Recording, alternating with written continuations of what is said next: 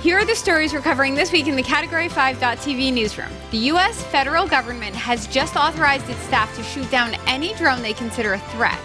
Google Plus is shutting down after it was revealed that Google covered up a data-exposing bug. Default passwords such as admin and password will be legal for electronics firms to use in California from 2020. And Hyperloop Transportation Technologies, Inc. unveiled its first full-scale passenger capsule, offering the world a peek at the future of travel. These stories are coming right up. Don't go anywhere. This is the Category 5.tv newsroom, covering the week's top tech stories with a slight Linux bias. Jeff Weston, Yeah, man. you're building a brand new, beautiful website, What? aren't you? No. Am I? Oh, you're a terrible actor. What? This is where acting comes into play. Oh, I didn't know we were acting. You're supposed to act. Okay, fair enough. All right. Yeah, I'm building a really cool website. Are you building a really cool website? Just because Jeff is confused doesn't mean you have to be. Visit cat5.tv/dreamhost to sign up for unlimited web hosting for your website with unlimited email accounts, MySQL databases, the latest version of PHP, WordPress, and more, and even a free domain name registration. It's less than $6 per month, so sign up today. cat5.tv/dreamhost. I'm Sasha Rickman, and here are the top stories we're following this week. The U.S. federal government has just authorized its staff to shoot down any drone they consider a threat.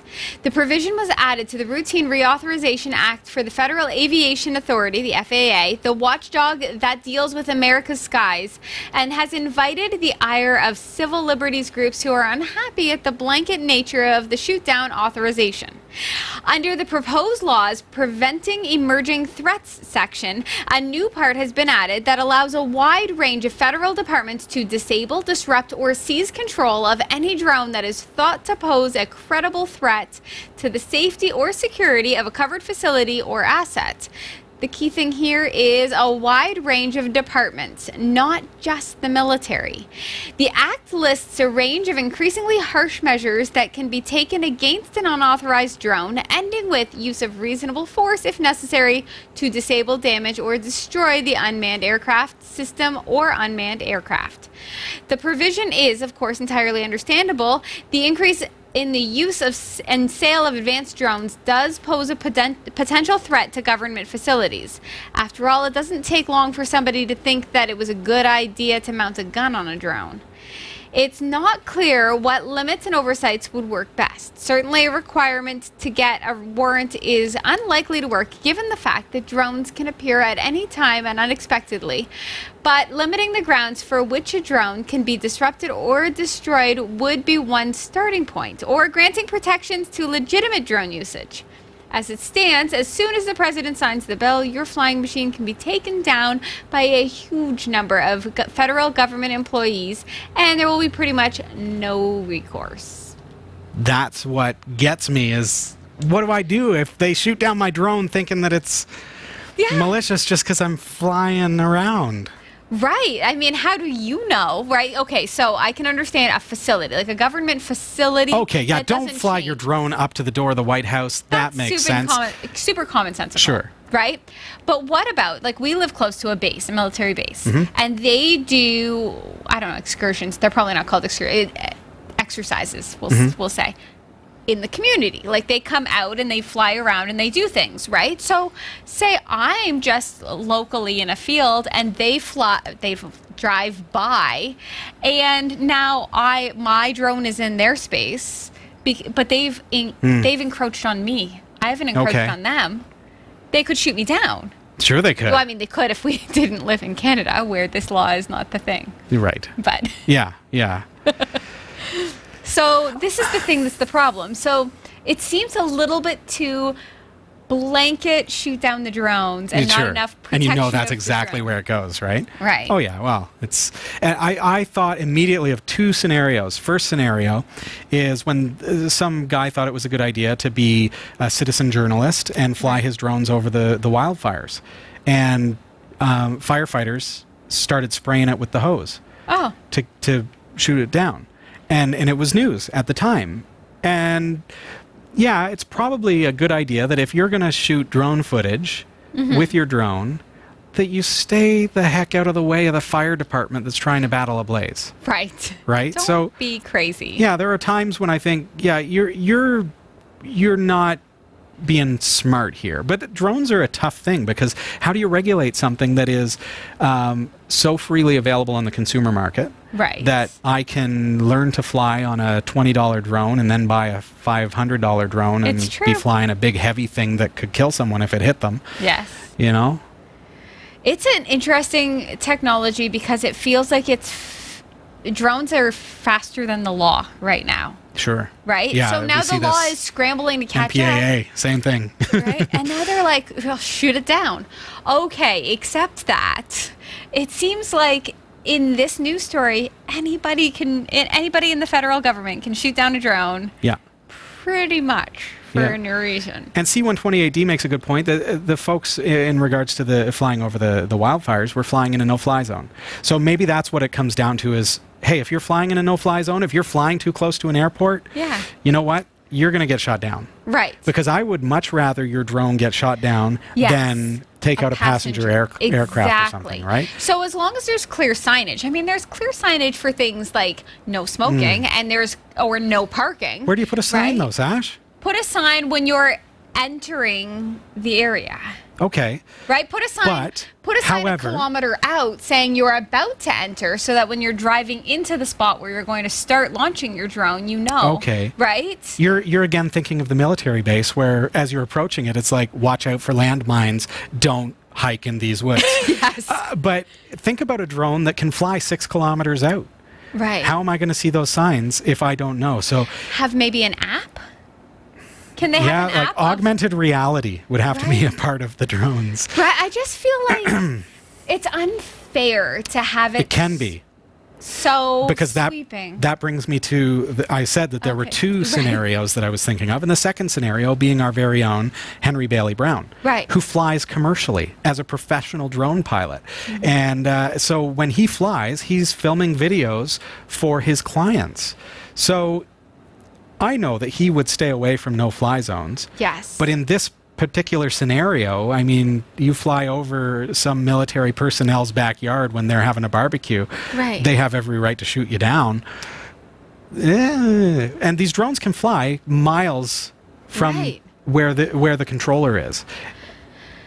It's tricky. It is. Well, I mean, you think about I'm just like, as you're saying that, I'm thinking even, like, say that there's a scenario in a city, like there's a standoff of some sort, right? And a news company goes and flies their drones over, and there's police, say, on the ground. Do they Mm-hmm. now have the right to just shoot that drone down if they don't want? They do if they Public. have, once this is signed, yes. Considering That's crazy. they have to be able to say, yeah, we thought it was a credible threat. A threat to whom at that point? Well, A anyone. threat to the... They say the buildings or whatever, or, you know, the Yeah. buildings being the people within the buildings. This of is course. a little dodgy. I kind of wish Jeff were here. 'Cause I Yeah, feel like he'd would have his lend- opinions to share. He'd lend a great We'd start perspective on debates. this, because I feel like it's a little tricky. Yeah. And I think it's one of those, it falls back on how do you teach people to be wise with their decision making. Like the person who mounted a gun on a drone Right. was not thinking about the repercussions. They were just thinking, hey, here, this is cool. I live in America. I got a rifle. I can connect it to my drone and Right. and used it for target practice, not for anything malicious. They didn't, but they probably put it on YouTube. But they did, and Right.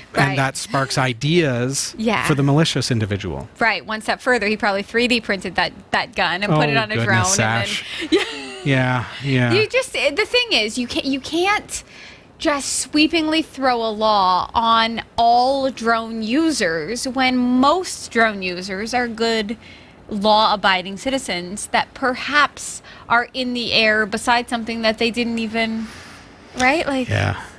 What are your thoughts? I mean, are you a drone pilot who is going to be affected by this new law once it comes into effect? We'd love to hear from you. Comment on our website or below if you're watching on YouTube. That would be wonderful. Definitely follow up on that. Google Plus is shutting down after it was revealed that Google covered Cougar. up. That's Cougar. new. It's Cougar. awesome. It's a new company. Google covered up a data exposing bug. A security bug allowed third-party developers to access Google Plus user profile data since 2015 until Google discovered and patched it in March, but decided not to inform the world. When a user gave permission to an app for an app to access their public profile data, the bug also let those developers pull theirs and their friends' non-public profile fields. Indeed, 496,951 users' full names, email addresses, birth dates, gender, profile photos, places lived, occupation, and relationship status were potentially exposed, though Google says it has no evidence that the data was misused by the 438 apps that could have had access. According to an internal memo, the company decided against informing the public because it would lead to us coming into the spotlight alongside or even instead of Facebook, despite having stayed under the radar throughout the Cambridge Analytica scandal. Now, Google Plus, which was already a ghost town largely abandoned or never inhabited by users, has become a massive liability for the company. The news comes from a damning Wall Street Journal report. Google Plus will cease all its consumer services while winding down over the next 10 months with an opportunity for users to export their data while Google refocuses on making G Plus an enterprise product. Google also will change its account permission system for giving third-party apps access to your data such that you have to confirm each type of access individually rather than all at once. Gmail add-ons will be limited to those directly enhancing email functionality, including email clients, backup, CRM, mail merge, and productivity tools. Since the bug and subsequent security holes started in 2015 and was discovered in March before Europe's GDPR went into effect in May, Google will likely be spared a 2% of global annual revenue fine for failing to disclose the issue within 72 hours. The company could still face a class action lawsuit and public backlash. I'll say. Well, yeah. I love that their defense was, well, we covered it up because, we didn't want to, take the spotlight away from Oh, yeah, we wouldn't want to take it away from we were doing Facebook. This for you, because what Facebook was doing was wrong and ours was lesser wrong. Oh, my goodness. I have a question. Okay. So, I had Google Plus. Did you? Turns out I have Google Wow, Plus. you're one of the three people? I'm one of the three people. And the only reason I actually know still that I have Google Plus or had Google Plus is because I tried to delete a birthday that is somebody I went to school with 5,000 years ago, and I'm like, why is their birthday still showing up on every calendar? I don't even know my mom's birthday without checking. Yeah. So that's why it alerted you. So I clicked on it and I was like, your friend's on Google Plus. She was in my Google Plus circle. Oh. But I didn't think I had Google Plus because I don't have it on my current phone because I am cool like that and thought it's not on my phone. I probably don't have it. Probably don't. Installed it on my phone. Turns out I've had it this whole time. Now what? Sounds like you didn't really use it. No. So the shutdown is not going to affect you. Okay. I mean, you're going to lose access to the thing that you just installed that you just are like, whoa, look at that. I have this. Yeah. Big deal to you, right? Yeah. But what happens to the user that has been using Google Plus? Right. We joke. I mean, Google Plus Had some people. had some failure, and it has been winding down for more than just now as far as Google's concerned. Right. But for those of you who have been using Google Plus, or maybe at a time posted a lot of great information on Google Plus, what is going to happen to all your data? Right? Maybe you posted blog entries or things that are really special to you or whatever, Right. pictures and things like that. Your address. Okay. Yeah, well, everyone has access to that now. Well, let's take a quick look at how we can, in fact, recover Okay. our files. So before Google Plus shuts down, wouldn't you love to be able to back up your stuff? Yes. Can we take the time to do Yes, that, Sasha? yes, we I know certainly I'm can. encroaching into your show now. But let's Please. take a look. So let's jump back over to Category 5 TV here and jump onto my laptop. And if I go to myaccount.google.com. So you're not going to find this feature in Google+. You need to actually go to myaccount.google.com. And then if you click on Control Your Content, you'll see right on the first screen, Create Archive. And when we click on that, we can choose which archives we want to create. So just scroll down, scroll down, scroll down. There's a lot of stuff that Google has on me. Oh. Right? Where are you? Plus. Plus. Plus. Google. Plus. Plus. I don't know where they couple it, but this is where you're going to grab all your information from. Yeah. So I imagine that it's G Suite. No. Google Help. Google My Business. Google Play Music. Google Play Store. They've got everything else but... I had to download it special. Did you? Yeah. I thought I would find it right in here, and I hadn't looked before, as you can tell. Posts on Google. That sounds promising. But check through the list and see if you can find it. Maybe you're going to find it a little better than I. How's that? That's good. Thank you. Well, so I'm not really concerned. I did post on Google Plus there for a while. I had like 4 people in one circle. Yeah. I feel like We tried to launch Category 5 on Google Plus when it first came out, and it just wasn't a big turnout. I think you might be one of my 4 people, actually. Oh, nice. I think so. Very I think cool. it's like you Very and cool. my brother and like my Nice. friend Fabian. All right, well, let them know. Yeah. You're going to have to find me on Discord now. Default passwords such as admin and password will be legal for electronics firms to use in California from 2020. The state has passed a law that sets higher security standards for net-connected devices made or sold in the region.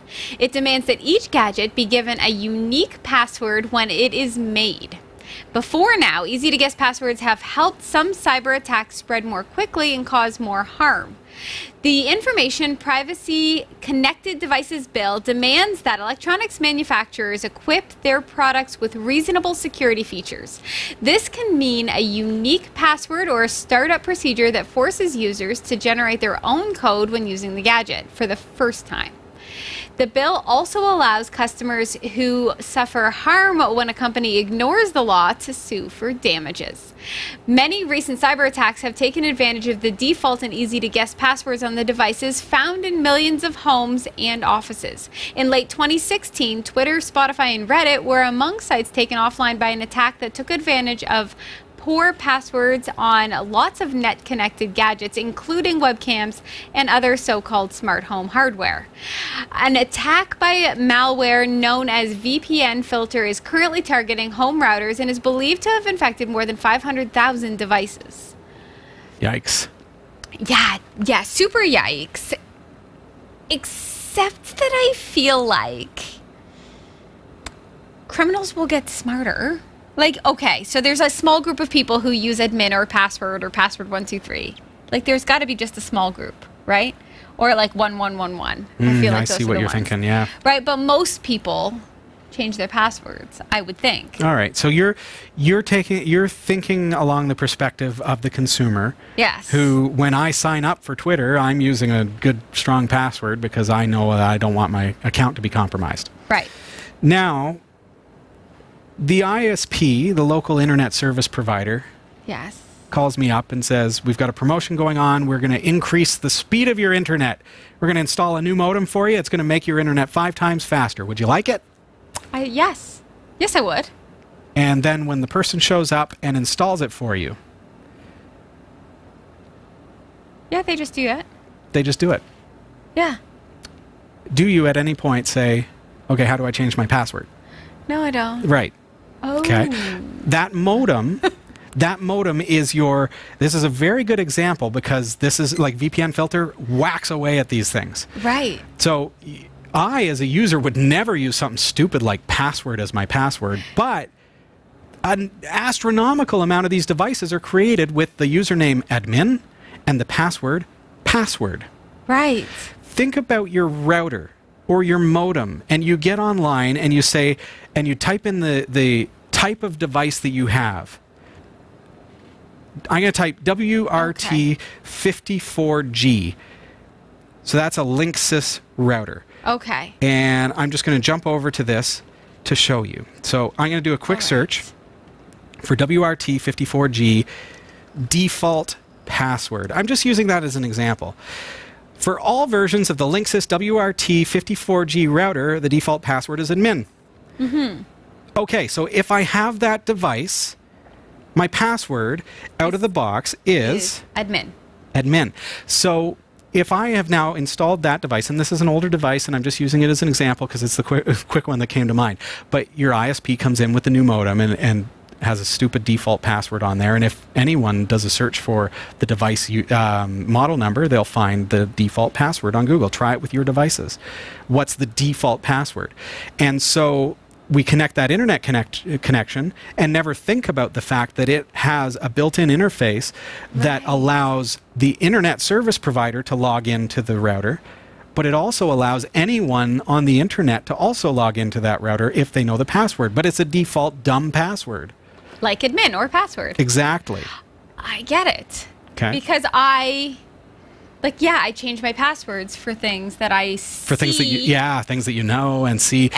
But your if modem, your router, your Wi-Fi, you get a modem that has built-in Wi-Fi, and they tell you what the password is for your Wi-Fi. That's true. That has recently happened. Wow. Okay. All right, so keep that in mind. Right. So now California companies can be sued if they don't follow the law. That's where it differs from your original thought process of the consumer choosing admin as a password.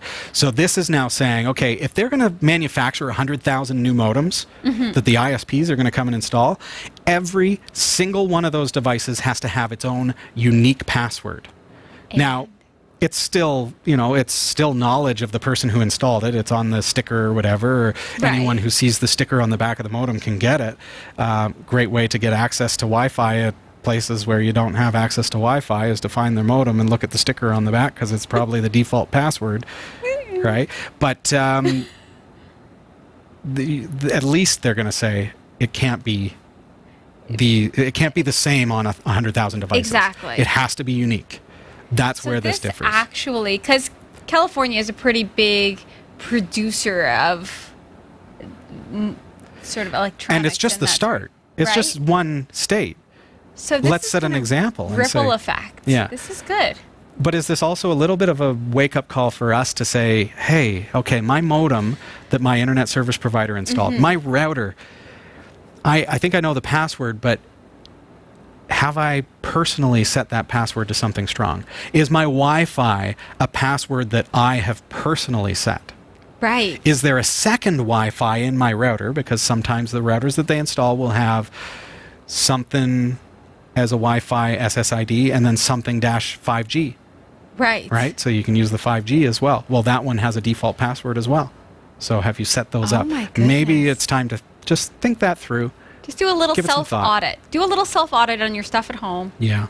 Or at work. And because if somebody gets in through that basic password, which they can just do a search on the internet for any any WRT54G router, find one, hack it. Now they have access to your entire network. They can access your files in your network. They can access your printers. They can install ransomware, which will encrypt your files. They can access remote desktop and be able to bring up your computer screen, install crypto miners. They can turn on your webcam and spy on you on the laptop that's sitting on your bedstand. Like, these kinds of things are real and they actually happen. And it starts with those passwords being left as default on the entry points to your home. Wow, thank you. You're welcome. Hyperloop Transportation Technologies, Inc. unveiled its first full-scale passenger capsule, offering the world a peek at the future of travel. The capsule, 105 feet or 32 meters long and weighing 5 tons, was shown in Spain and will be moved to Toulouse, France for an additional assembly before it's used on one of the first commercial tracks. The California-based startup, known as Hyperloop TT, said in a statement. Named the Quintero 1, the product is made almost entirely out of composite material. Hyperloop is a technology that gained popularity after Elon Musk touted it in 2013, prompting several companies to join the race to build a high-speed transportation system. It envisioned envisions moving passengers in capsules at speeds of more than 750 miles or 1,200 kilometers per hour through low-pressure tubes in order to reduce friction. The technology will be able to propel trains faster than existing methods, such as the Maglev, which uses a levitation technology to lift the train cars above a track to eliminate surface drag. The Los Angeles area is emerging as a Hyperloop center, home to competitors Arrivo and Virgin Hyperloop One. Musk's Boring Company also has a base there. Musk, who also runs Tesla Inc. and Space Exploration Technologies Corporation, first unveiled his idea for a Hyperloop, a tube-based system to move people from Los Angeles to San Francisco in half an hour, in a 57-page white paper in 2013 because he was disappointed with California's plans for a high-speed rail system.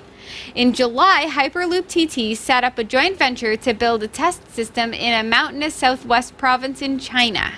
Billionaire Richard Branson's Virgin Hyperloop One held discussions in India aiming to offer passengers in the futuristic technology fares that are cheaper than local airlines. In February, Branson signed a preliminary agreement in Mumbai for a broad Hyperloop framework and mooted a Mumbai-Pune system that would shrink travel time to 25 minutes and save about 3 hours. It's actually happening. Hyperloop for passengers is an awesome idea. In my mind, I thought Hyperloop was going to be like cargo only. I don't know why. But I really want Hyperloop in Canada because Canada is vast. At those kinds of speeds, do you need a deflector dish? That's what I want to know. Like, how strong would the G-force truly be at 1,200 kilometers an hour? That's brutal. That's nuts. Yeah, they have to have something to counteract that. Just like brace yourselves, folks. Yeah. Brace yourselves. You're going to be like in that, do you remember the fair rides where you stick to the walls? Oh, yeah, the UFO and stuff like that. Yeah, so where it spins around and then you can like get yourself kind of in a weird position and you stick forever on that wall. Oh, yes. Yeah. That's what it's going to be like in the Hyperloop. You'll just be sucked to the back of the chair. I think to myself, like it's a 5-hour flight to the West Coast from here. Let alone getting through customs, getting through the airport, everything else. Yeah. Yeah.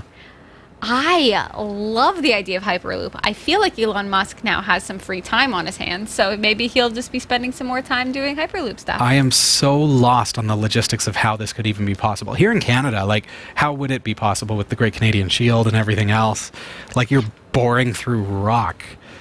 And I think of the original Total Recall and how on Mars they're digging through with these boring machines. And it's like, that's all I can picture. Don't think it can't happen. We did a railroad in Canada.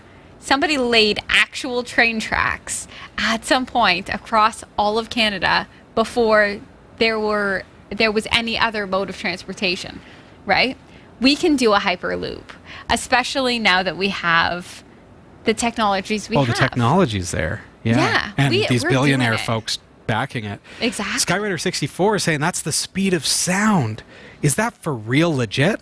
Like, it does make me think of the Concorde aircraft. Oh, right. And the way that, you know, people are like flying in this thing and it's like this past the speed of sound. Yeah. I wonder. An amazing experience. My mind is melting a little bit because I never thought Hyperloop would ever be for Mach 1 people. I never thought. I thought like it's like put your parcels in here, order something from Amazon, we'll throw it in the Hyperloop. Ting. Like I just pictured it would be. There you go. Things. And it sounds like something Amazon would do for sure. But now it's people. Would you ride in a Hyperloop? Not the I mean, the chat room's going crazy. Yeah, not the first time.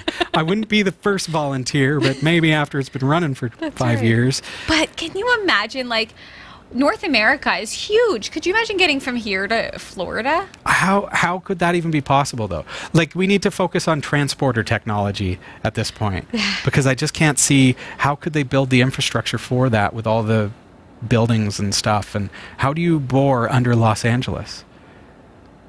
I just don't understand how that's even possible. Could you just, can you lay it in the ocean? I feel like that's easier. Might be easier to lay a tube in the ocean and draw the water out somehow.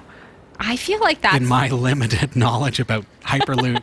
or like manufacturing raise it above techniques. the buildings. I don't know. Can you get inside a Hyperloop above the ground? Does it have to be in the boring earth? In the bored earth? I don't. There It's are cool so many anyway. questions. I love it a lot. Yeah, I want to see where it goes. Yeah. Even if they're short journeys, just to get you from A to B Right. through a busy commute. Yeah, And exactly. Or if we had a Hyperloop, Jeff could be here right now. Exactly. From Hamilton to Barrie in 3 seconds. Exactly. Perfect.